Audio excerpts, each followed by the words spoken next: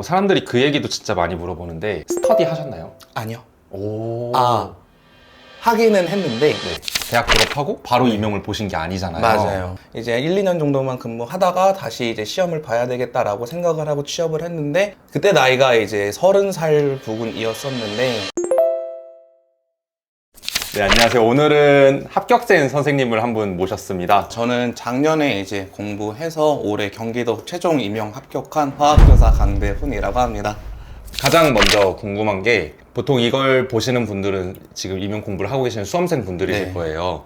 그래서 우리 1차 시험 성적 한번 혹시 기억나시나요? 교육학이 14.63점이었고요. 네. 전공이 55점 정도였던 것 같아요. 그래서 69.63 최종 점수가 그랬던 것 같습니다. 그럼 1차 컷보다 몇 점이 높았던 거예요? 당시에 커트라인이 63.33 그 정도 부근이었어서 한 6점 정도가 높았어요. 와, 경기도 화학 되게 컷이 낮네요. 경기도만 그런 게 아니고 보통 이제 매년 화학 전국적으로 평균이 50점대 후반, 60점대 초반으로 설정이 되어 있어요. 특정 지역 제외하고. 와, 50점, 60점이면 사실상 절반인 거잖아요. 이 정도 난이도면은 공부할 때 엄청 지엽적으로 해야 돼요?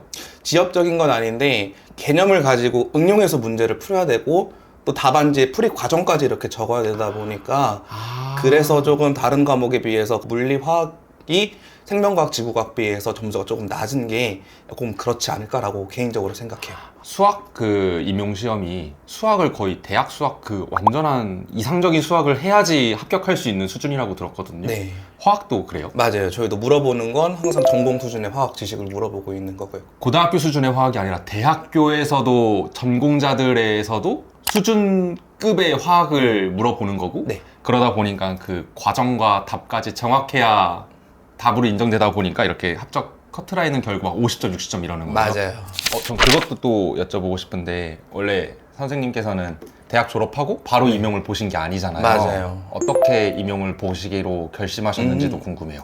원래는 대학 졸업하던 해에 임용을 준비하다가 개인적인 사정 때문에 시험은 보지 못하고 이제 사기업에 취업을 했었어요. 이제 1, 2년 정도만 근무하다가 다시 이제 시험을 봐야 되겠다라고 생각을 하고 취업을 했는데 어쩌다 보니까 이제 3년 넘게 일을 했었던 거죠.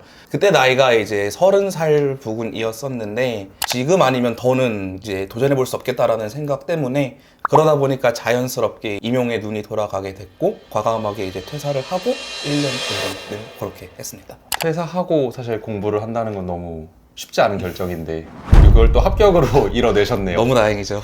소감이 어떠신가요? 저요? 얼떨떨해요. 처음에는 회사를 관두겠다고 부모님께 말씀드렸을 때 원래 부모님 성격 같았으면 뭐 너 하고 싶은 거 다 해라 라고 하셨을 텐데 공부를 하다가 관두고 취업을 하고 다시 공부를 하는 시점이었잖아요. 그러다 보니까 그때도 안 됐었는데 지금 한다고 되겠느냐, 그냥 지금 회사에서 자리 잡고 나중에 결혼하고 가정 꾸리는 게 더 낫지 않겠느냐 라고 오히려 설득을 하셨어요.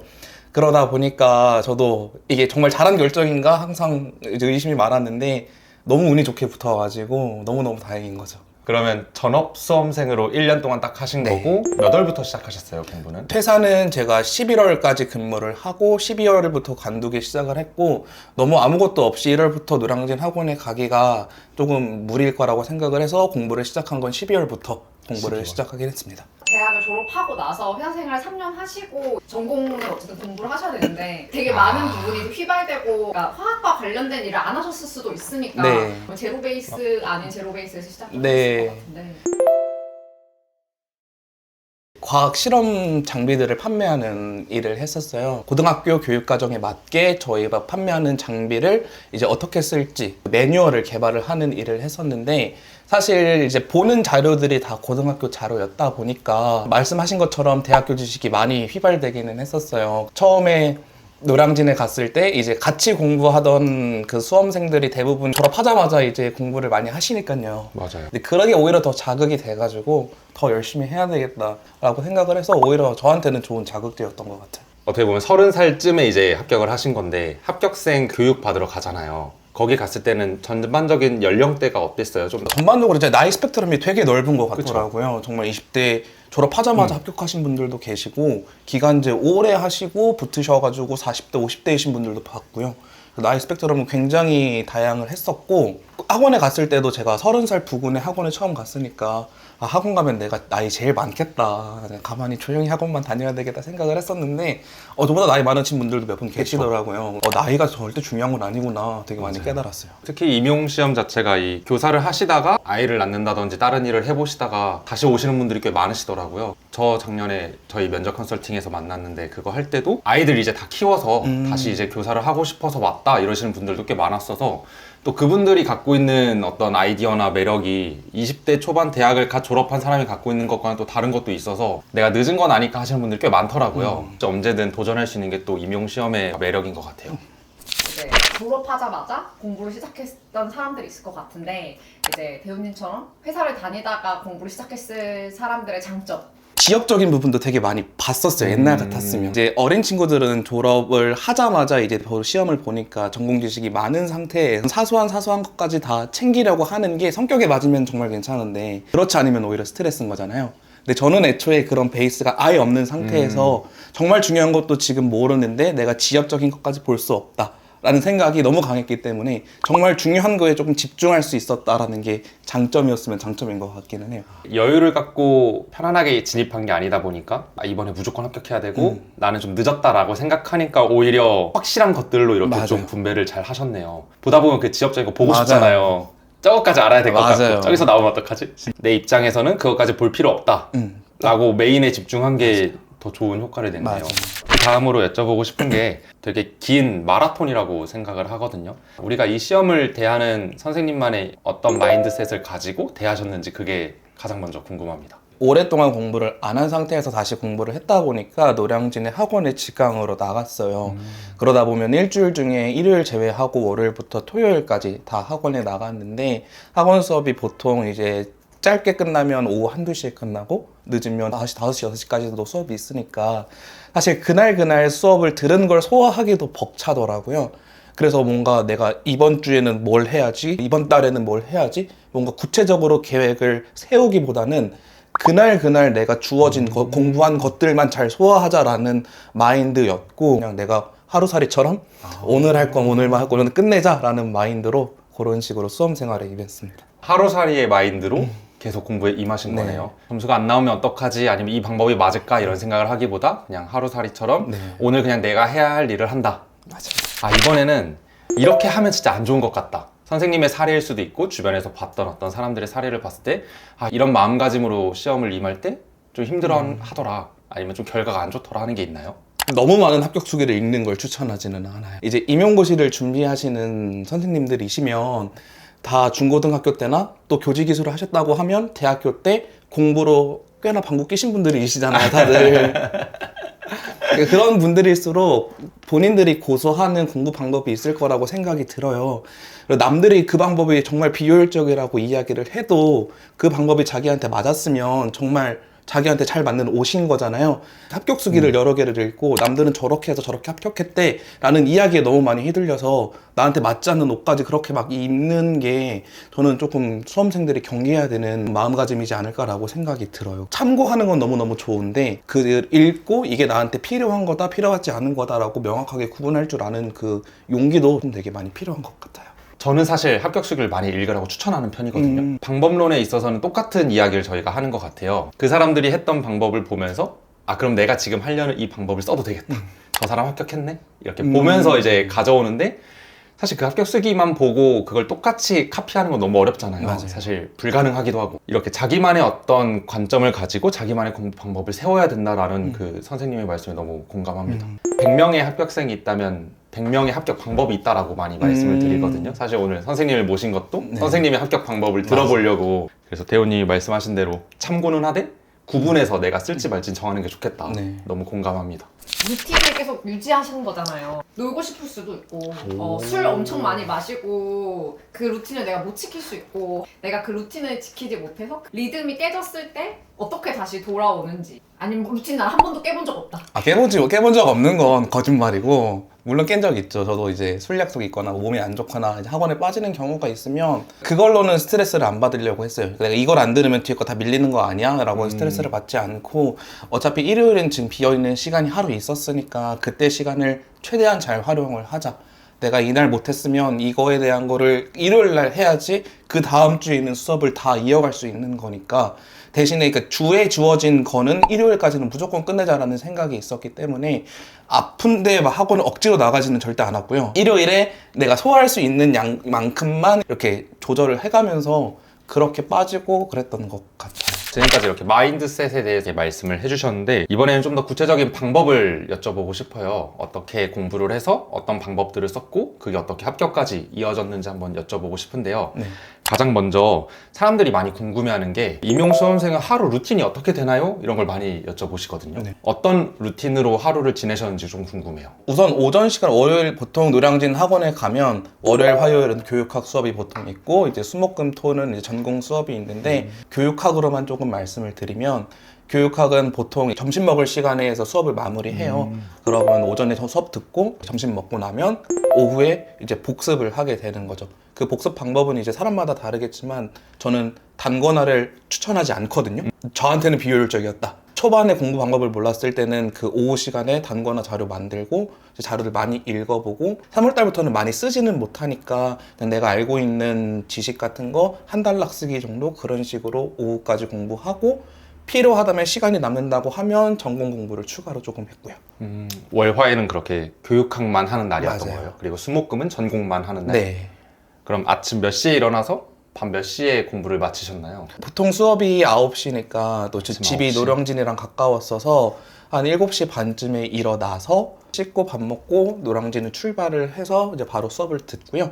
수업 끝나고는 집 근처에 있는 스터디 카페에 가서 공부를 해서 10시에 스터디 카페에서 보통 많이 나왔어요. 약간 9 to 10으로 공부하신 네, 거네요. 맞아요. 사람들이 그 얘기도 진짜 많이 물어보는데 스터디 하셨나요? 아니요. 오.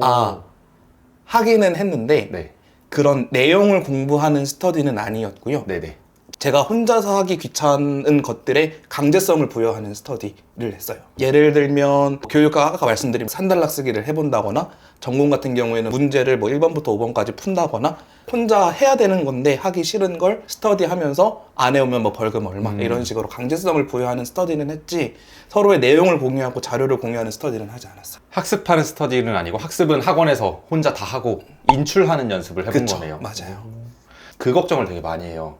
스터디 안 하면 떨어지는 거 아닌가요? 어떻게 생각하시나요? 근데 그 마음은 너무 잘 알아요. 근데 남들 다 하는 건데 나 안 하면 떨어지는 거 아니야? 라는 마음은 너무 잘 이해하는데 아까 전에도 말씀드렸다시피 그게 자신한테 맞지 않으면 거감이 안 해야 되는 게 맞다고 봐요, 저는. 말씀하신 것처럼 꽤나 공부로 방귀 껴본 사람들이니까 자기의 공부 방법이 맞다는 생각을 하면 네. 남들이 어떻게 하든지 상관없이 난 내 흐름대로 간다. 맞아요. 난 내 템포를 지킨다. 맞아요.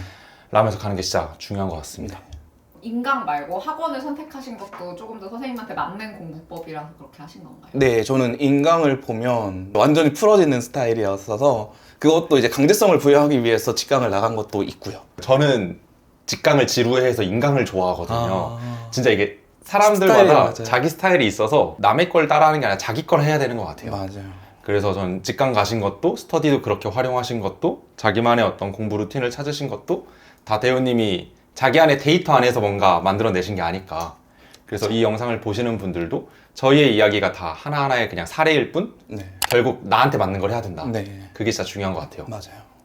구체적인 이제 방법을 여쭙고 싶은데 교육학 먼저 말씀드릴까요? 네, 좋아요. 저는 우선 단권화 좀 먼저 말씀을 드리면 네, 좋아요. 단권화를 정말 하다 말다 해서 단권화가 완료된 시점이 7월쯤이었거든요. 네. 합격 수기에서 하나같이 단권화를 이야기하고 많이 있으니까 나오죠. 시작을 하는 건데 단권화를 해보니까 이제 뭐가 중요한지도 모르는데 단권화를 드립다 시작을 해버리니까 이게 두꺼워지는 거예요, 맞아요. 양이. 그러니까 책이랑 크게 다를 게 없는 거죠. 그래서 하다가 이거 나랑 안 맞는 거다 말다가 내 옆에 있는 사람이 3월달에 단권화 끝났다 하길래 나 이거 해야 되는 거 아니야? 3월이 어떻게 끝나죠? 그러니까요. 저도 깜짝 놀랐어요. 결국엔 완성된 시점이 7월이기는 해요. 한 게 아까워서 마무리했던 거기는 해요.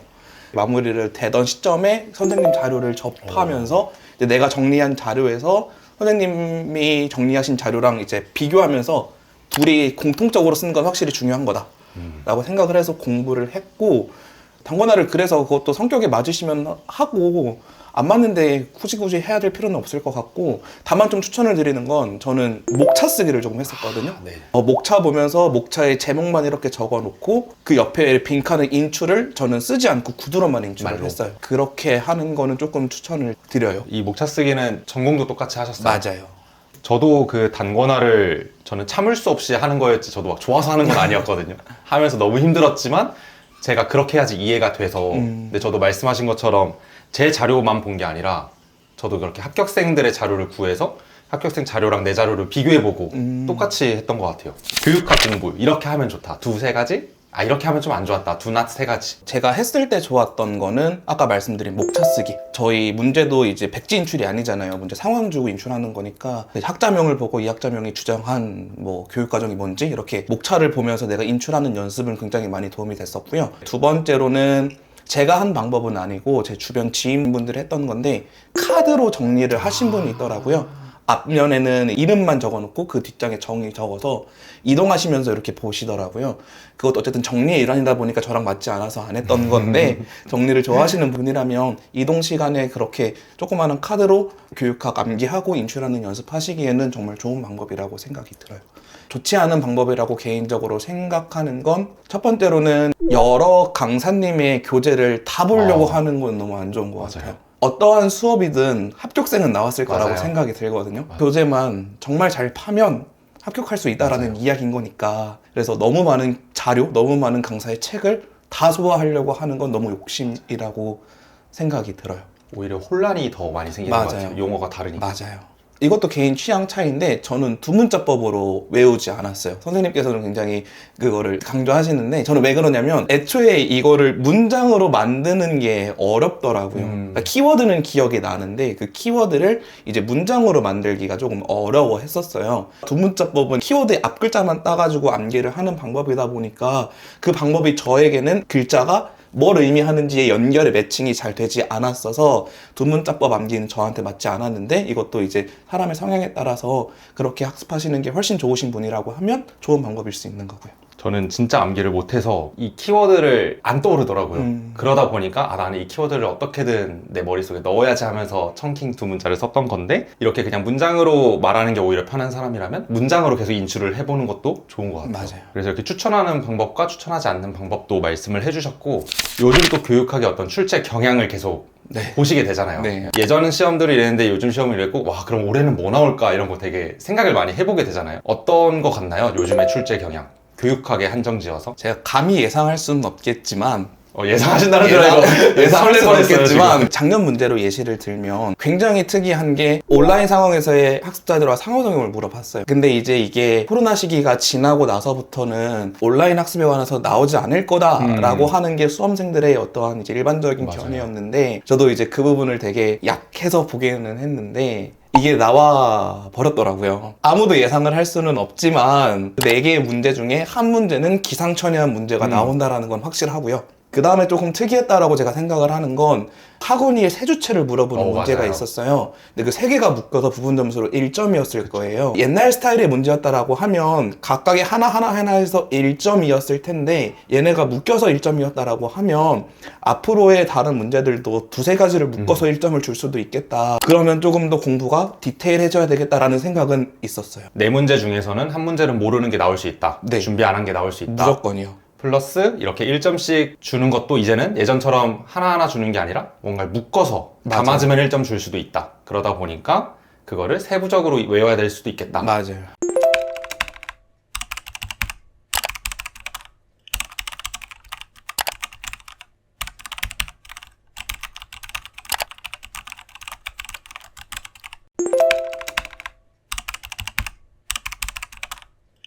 우리 화학시험은 5, 60점이 커트인 것처럼 100점 맞아야 합격하는 시험이 아니잖아요. 네. 특히 이 교사를 준비하시는 선생님들은 다들 공부를 너무 잘하시는 분들이고 네. 성실하신 분들이다 보니까 놓치지 않으려고 하는 게 맞아요. 많이 생겨요. 그런데 말씀해 주신 것처럼 결국 내가 모르는 거 나올 거고 네. 아무리 해도 내가 100점을 맞을 수 없는 시험이다 보니까 그걸 꼭 잘 알고 가는 게 맞아요. 좋은 것 같습니다. 그래서 저도 계속 강조하는 게 어차피 100점 못 맞는다. 남들이 틀리는 건 나도 틀리면 되고 대신 남들이 맞추는 걸 나도 맞춰야 된다. 맞아요. 그러니까 계속 기출로 돌아가는 거 아닐까요? 온라인 상호작용이랑 두세 가지 묶어서 하는 거 답변하셨나요? 온라인 상호작용은 아예 답을 못했고 학원이 세주체는 내가 알고 있었어서 오. 그거는 다행히 좀 맞추기는 했고. 이렇게 모르는 문제 몰라서 틀려도 합격할 수 있잖아요. 근데 대신에 빈칸으로 두진 않고 어떻게든 비벼서 쓰는 그것도 이제 연습을 이제 나중에 10월, 11월에 모의고사 때 많이 하시게 될 테니까 그때 모의고사 때 모른다고 빈칸 쓰는 게 아니고 이게 안 해보면 또 못 쓰거든요.